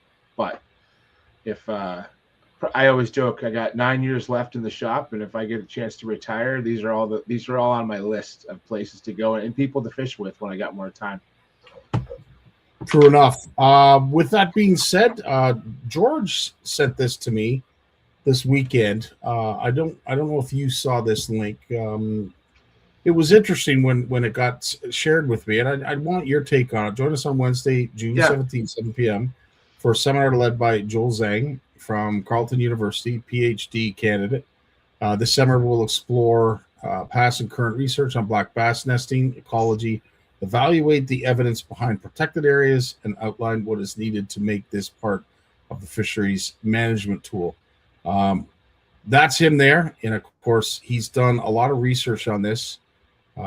Very respected individual in that community. And I know, Jay, you can touch on that. But what I find interesting is we have sort of opened it up, this area for catch, photo, and release bass fishing. Is this the right time, in your opinion, to start doing research like this, or should we have maybe done this before? Well, it basically the research that Joel's working on, that I understand from what I've read, is that Joel's working on, what is the value of having fish sanctuaries?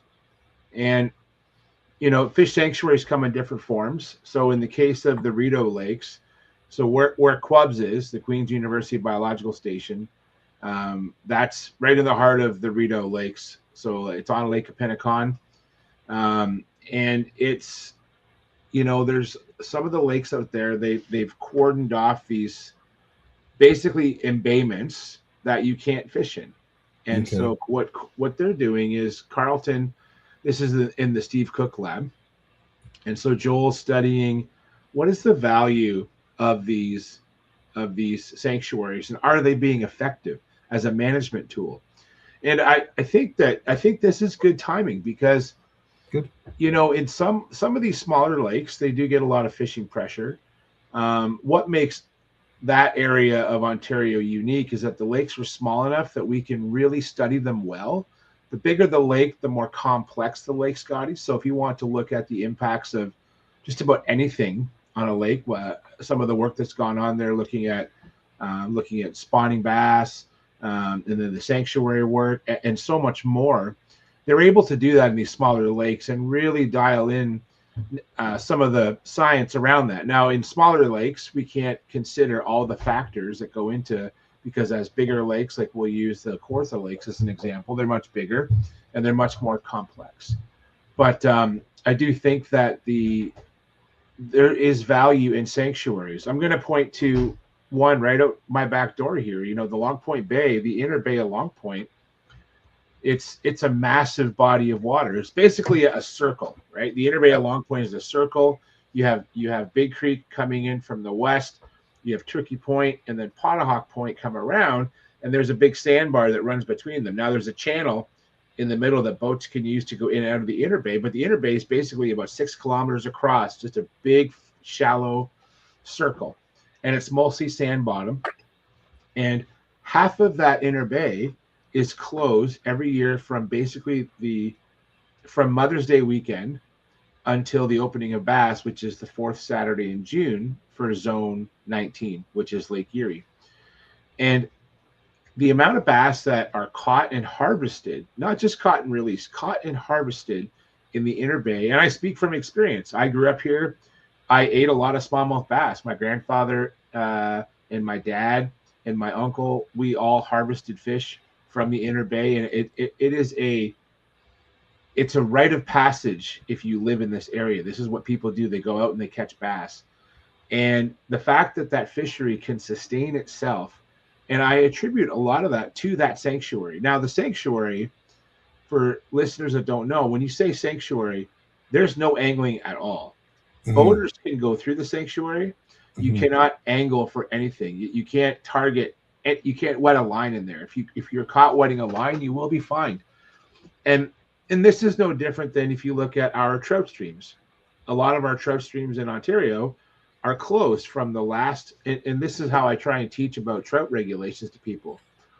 In Southern Ontario, the majority of trout streams are basically open from the 4th Saturday in April until the last Saturday in September 30th. I can't recall, but let's say September 30th. From October 1st until the 4th Friday in April, they for a lot of them are full on sanctuaries. You can't even fish in them. And why is that? Because it's found to be a great management tool to protect our trout fisheries. And it works really well. There are some rivers that you can fish during, like they do have fall seasons for steelhead where you can fish in those rivers. And there are sections of those rivers that are open year round. But for the most part, a lot of the good trout water is a sanctuary, and you can't fish in there at all. And it's done a great job. Man, we have great trout fishing in Southern Ontario. I attribute that to a lot of these sanctuaries. And so I know that sometimes when we talk about sanctuaries and closing off people's ability to fish, it can be controversial, but I do believe that it does a job. And I'm happy to see that Joel is out testing these ideas. We're not just closing off an area and saying no fishing. He's studying what is the value of that? How are these places contributing to the bass population in that lake? Because what you might have is you could have and much like Long Point Bay, I am sure, provides a lot of the smallmouth to the central basin of Lake Erie.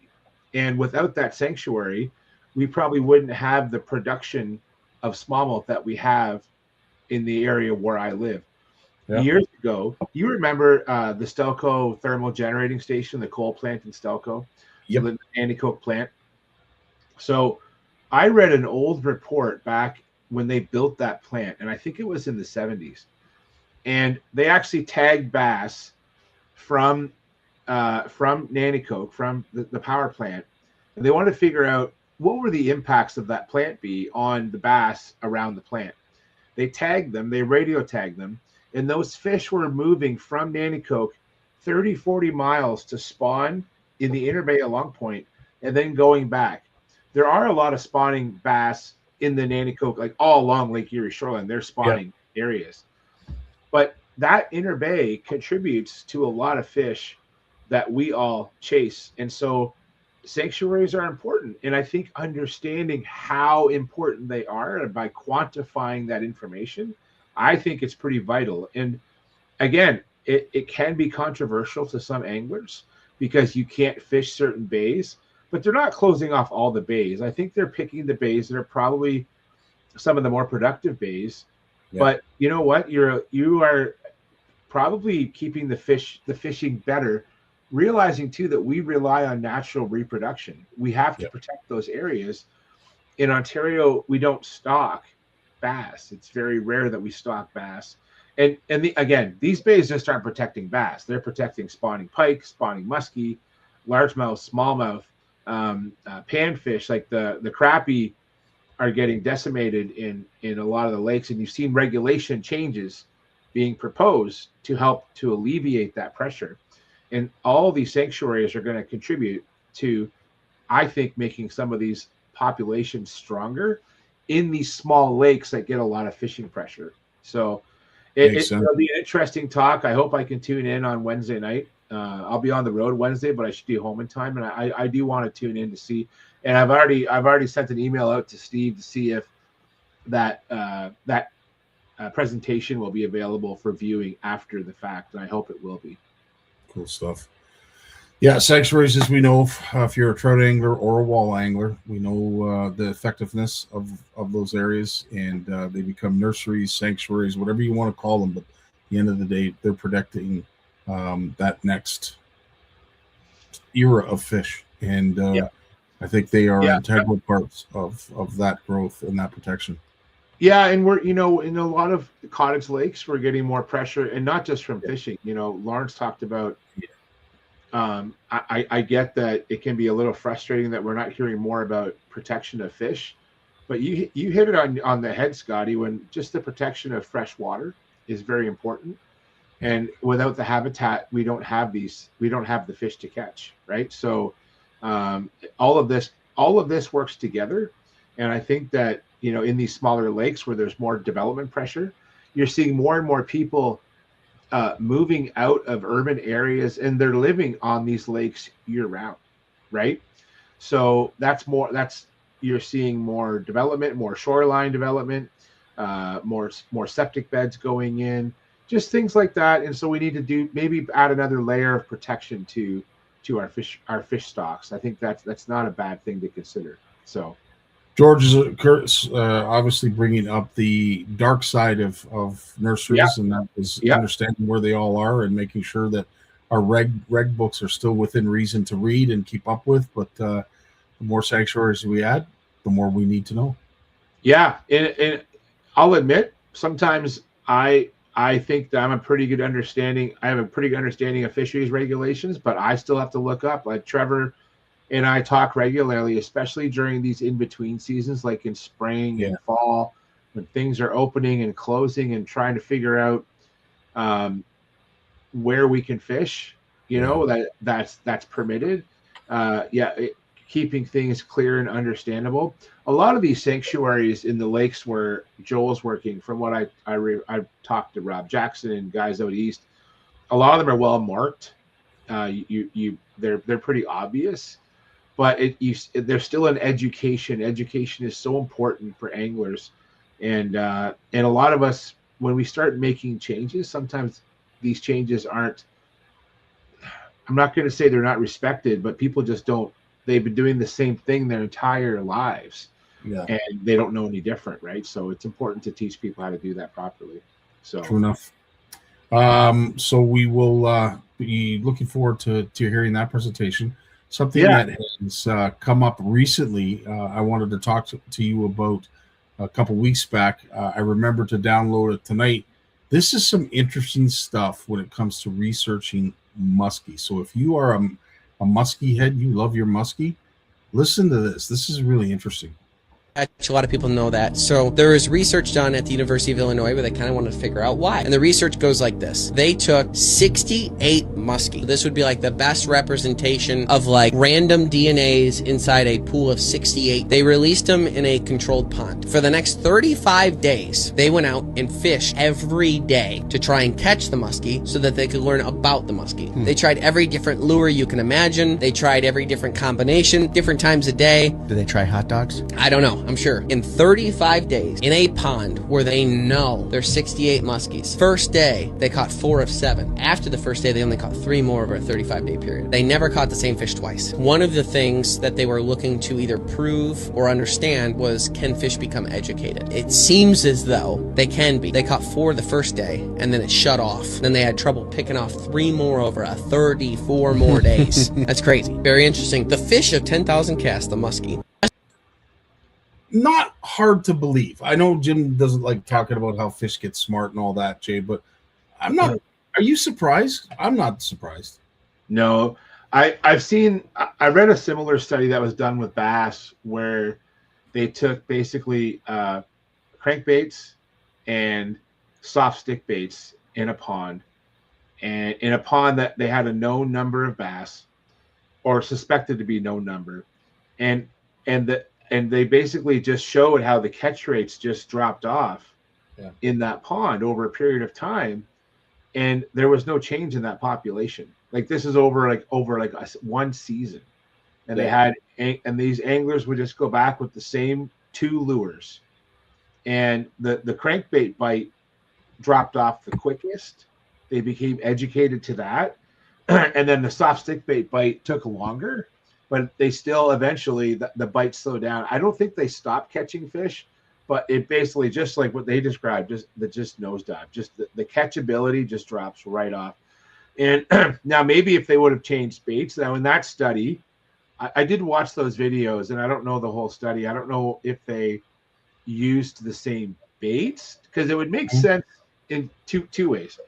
It makes sense to use the same baits constantly to see if they become educated, because what happens is if you keep switching baits, you're changing the experiment, right? So every time you add a new bait, you're adding a new treatment to your study. So do you want to do that? But in this case, if they use the same baits and the same presentation, and they showed that just shows that those fish are probably becoming educated. These are top predators. We also don't know there's with that study, we don't know, Scotty, what was the forage in that pond? Was there just muskies in that pond, or was there a lot of other forage in there that those muskies were able to keep themselves fed? Some of these large predators, they may not feed regularly, and so maybe they got in there, got filled up on local fish in the pond, and then they didn't feed for a while. We don't know all the other variables, but I do think that those fish have probably become educated, or at least wary of a lure. And I cite the similar study I read about bass, and that was on largemouth. So it's not a surprising result to hear that. And I think that a lot of anglers don't realize, like, we don't realize how many fish are out there. True enough. I think that and the bigger the lake, the more fish you'll have out there. Yep. The other side of that too is we have to be aware of so the smaller the pond, the easier to catch those fish are, right? The old adage of fishing in a barrel. And what I try and tell people though is, like, I'll use river smallmouth as an example. In a river like the Grand or the Saugeen, those are big rivers, but there's also a lot of bass in there, but there's only so many bass. There's only so much energy to create big fish in those systems. And so the importance, and I think I saw Richard Elliott on here earlier today. He knows those areas well. Those big fish are so critical that they can be outfished so easily in those small finite systems. All these freshwater systems are finite. There's an end to them, but in rivers they're so much more susceptible than in a big lake like Lake Erie. And I think that's what anglers have to realize, is that when we're out fishing for these things, it's so important to sort of think in that context of what is the value. Like I would never keep a river smallmouth. If I wanted to keep smallmouth on Lake Erie, I'd have no issues keeping my limit on Lake Erie smallmouth if I wanted to. But in a river, I would never keep a river smallie. There's so few like catchable. When I say catchable, like those sort of 12 to 14 inch up to 20 inch smallmouth, there's so few of those in river systems that they are just special animals.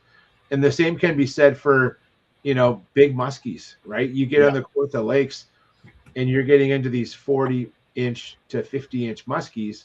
Those are such special fish that they need to be respected and released, because there's only so much habitat that can produce a fish that size, a big predator like that. So 100%.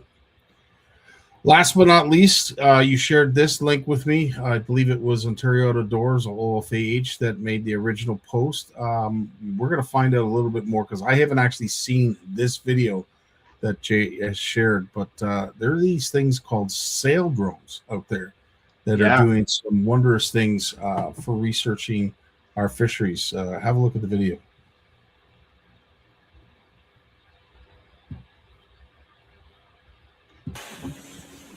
For the first time, the United States Coast Guard is launching unmanned sail drones to patrol the Great Lakes. The first 2 drones on Lake Erie set sail on April 27th. These are huge. They're huge. Each drone is 33 feet long, with a distinctive orange mast that stands 19 feet tall. The drones are solar and wind powered and are equipped with cameras, radar, and technology that can track the transponders of commercial vessels on the lakes. The Coast Guard says the drones, maintained and operated by a California-based company, Sail Drone Incorporated, will be used to monitor boat traffic, gather critical weather information, and when necessary, assist in emergencies on the Great Lakes. The visibility of vessels moving and somebody gets in distress, that hopefully could give us an alert much sooner than we might otherwise get. The sail drones will also be used to gather data to help track criminal activity, especially near the international boundary with Canada. There's always people moving, weapons, drugs. I mean, that you think of the Southeast for that, but it happens on the Great Lakes as well. And so all the Coast Guard units that need it have access to the portal. And if we see something that we think a police agency or our Canadian partners should have, we'll be able to share it with them. Boaters may be concerned about the sail drones as a potential hazard on the lake, especially at night.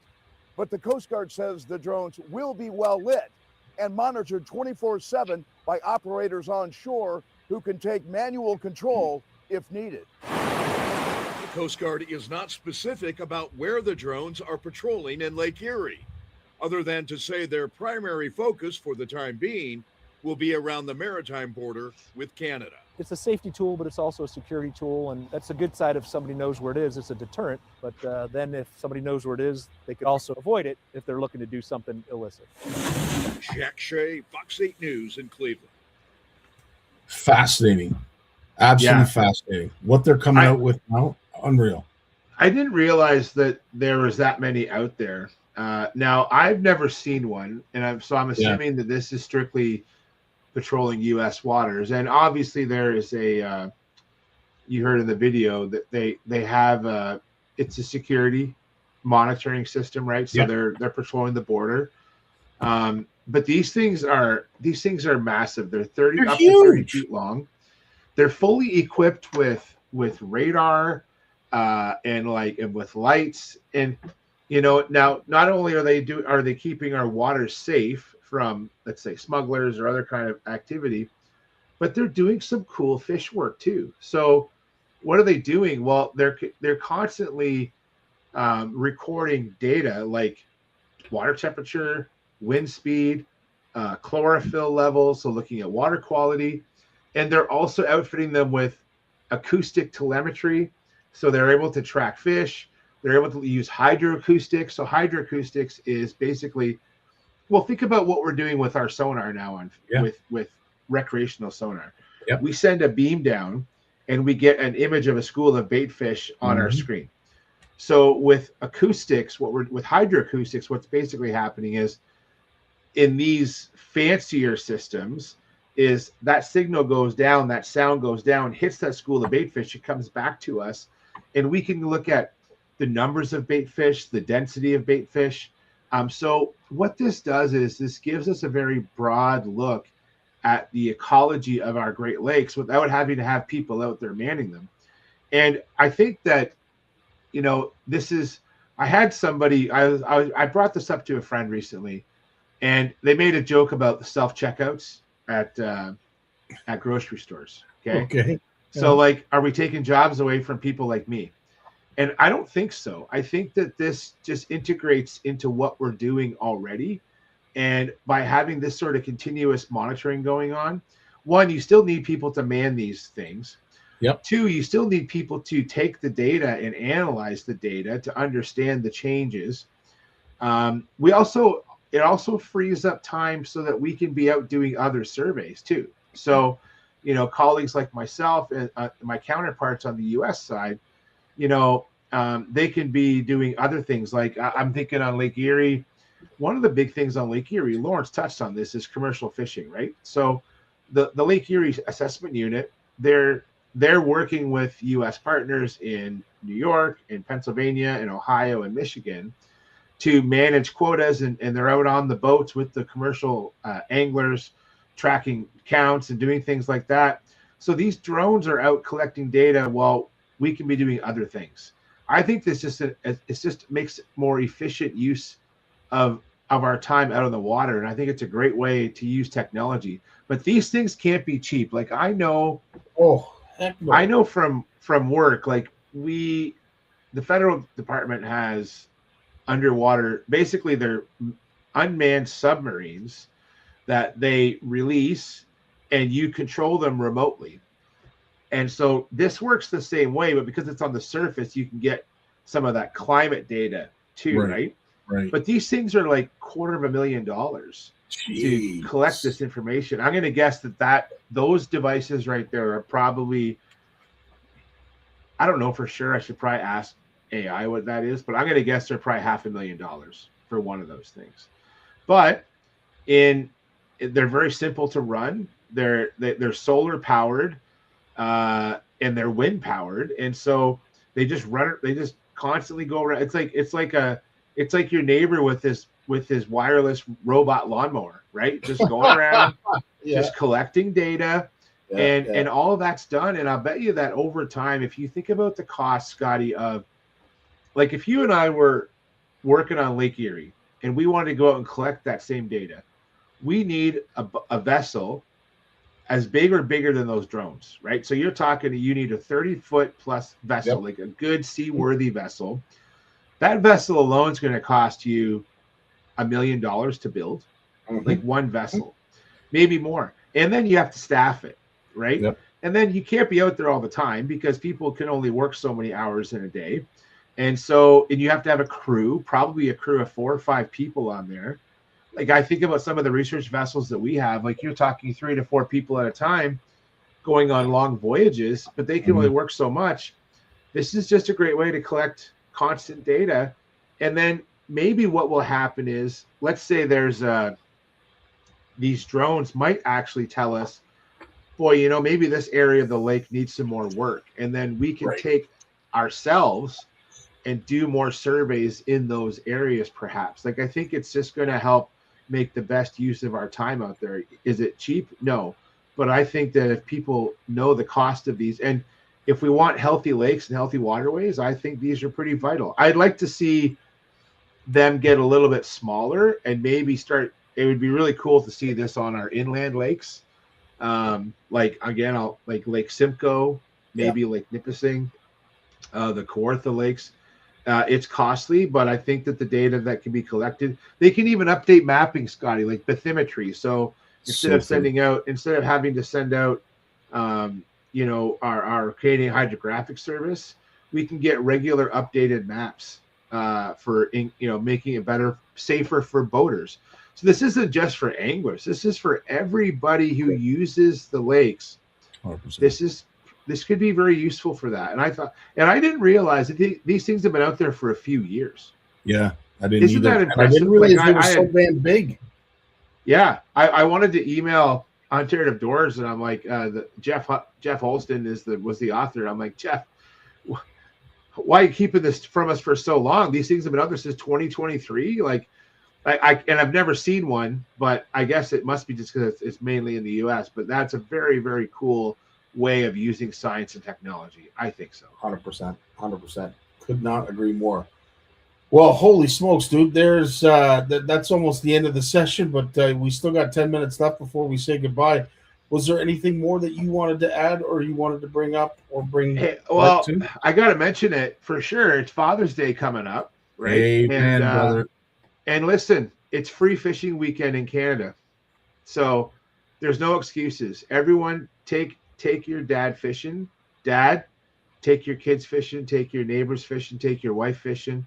Get out this weekend. It's license free. Enjoy it. Like this is the weekend where if you have a family member or a friend who wants to go fishing, they're not sure about it, tell them this weekend is the time. Exactly. Go out, and it's honestly, dude, it's June. Like other than the fact that bass hasn't opened yet down here, and I'm waiting for George to chime in about my whining. There's a lot of great fishing going on right now, and whether it's panfish, whether it's pike, muskie, walleye, this is a great weekend to get it. I hope the weather cooperates. I'm gonna. I can't say where I'm going yet because it's a surprise, but it's for a buddy. But I hope that to get out this weekend and wet a line, and I'm just quietly waiting for bass season, man. That's all I want to do is just go bass fishing. So. But on that note of Father's Day, let's just say someone from our community has reached out to me and asked, what do you get the man or the woman that has everything as an angler, but you want to get them something that is cool, a bit of a surprise, and handy? Anything that you can think of off the top of your head? Ooh, anything handy. That's a good question, man. I think that I have a lot of chats with a lot of our sales guys on the Berkeley side of things, and we put too much thought. We overthink everything. Dude, this whole show is about overthinking fishing. It's so true.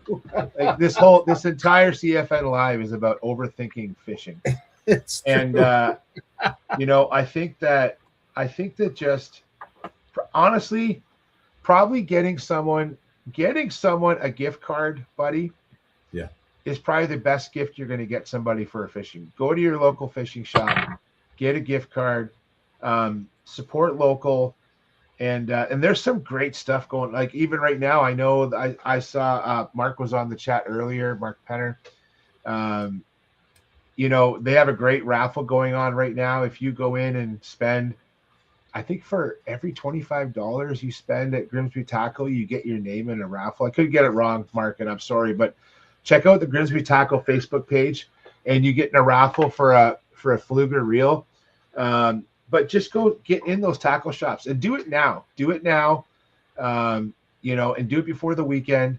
And then, and you know what? If you don't go fishing this weekend, take Dad shopping at a tackle shop. Go out, get some lunch, go to a tackle shop, get some new gear.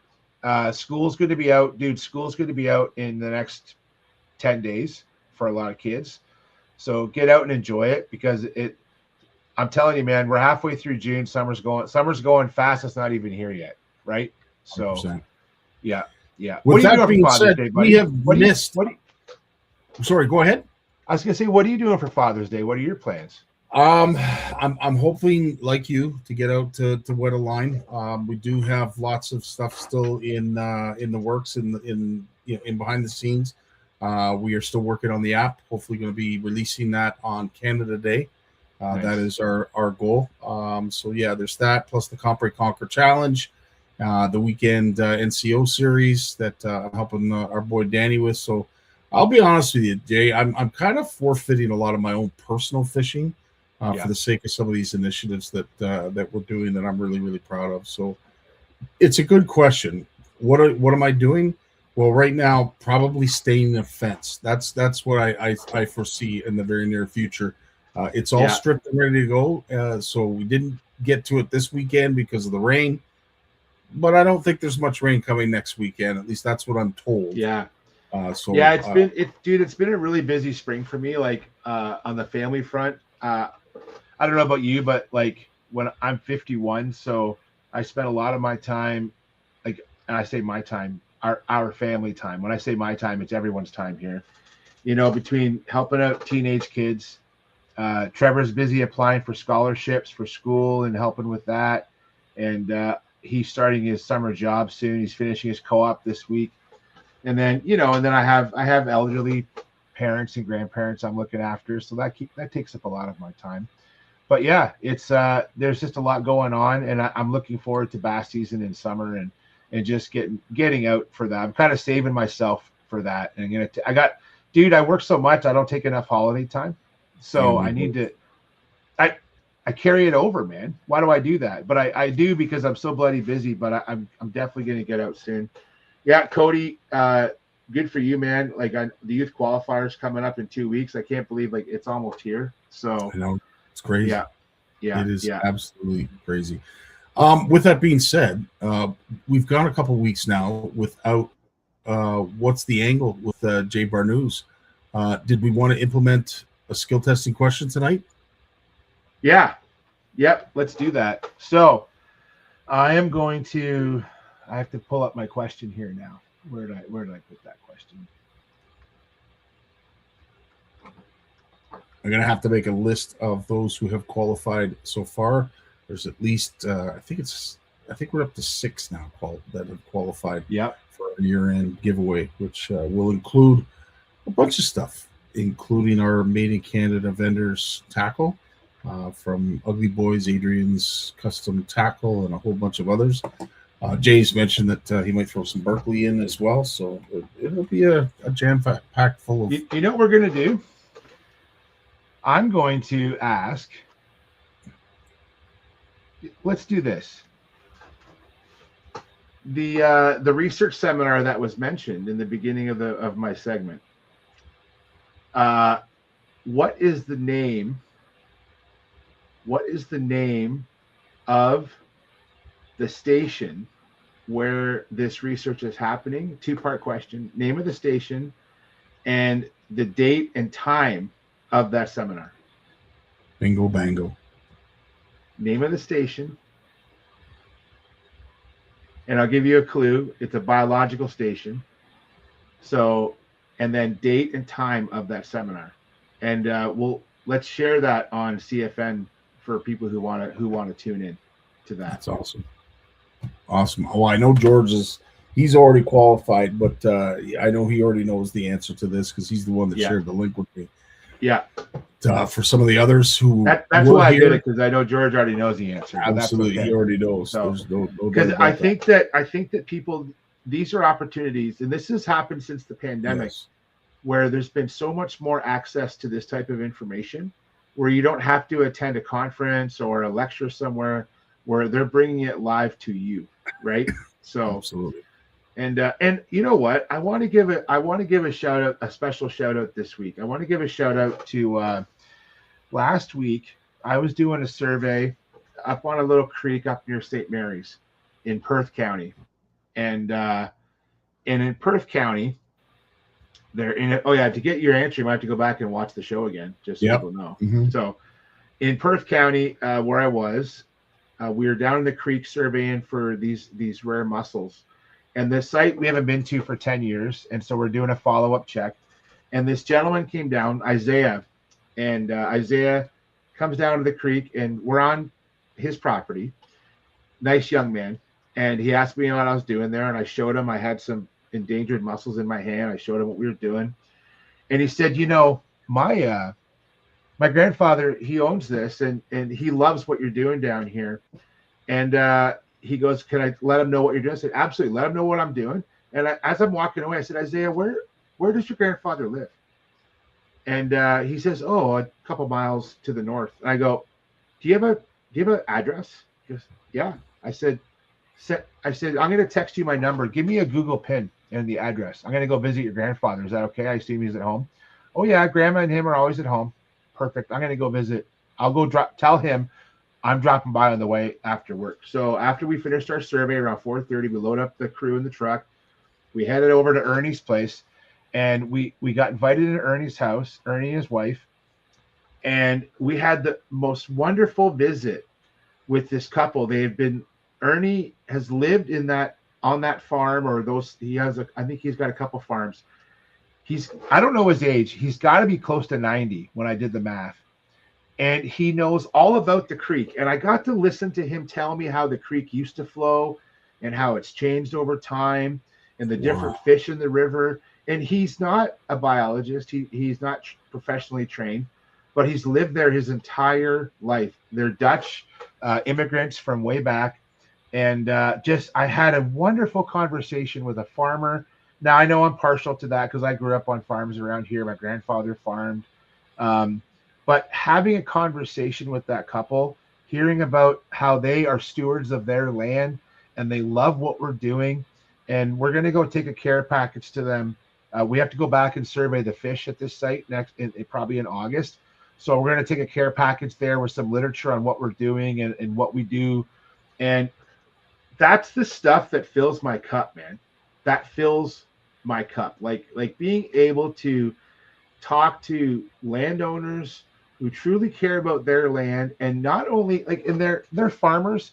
They farm the land, they use the land, but they take care of that fresh water for us, and they want to make sure that their creek is healthy. And we were able to relay that information to them, and just making a friend, man, making a friend. And awesome. Part of my job is I love visiting. I call them kitchen chats when you get invited in the kitchen.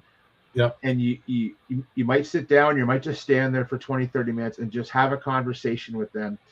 And I know that in today's world, there's a lot of worry about trespassers and government and things like that. A lot of my run-ins are this kind of positive stuff. And so shout out to Ernie and his wife, and just how gracious they are. And I know there's lots of people like them out there. I don't want to say I wish there was more, because they vastly outnumber the ones who are doing bad. And so shout out to them, and let's learn to respect our elders for what they teach us about fishing and the outdoors. And shout out to them. That's awesome. Well said.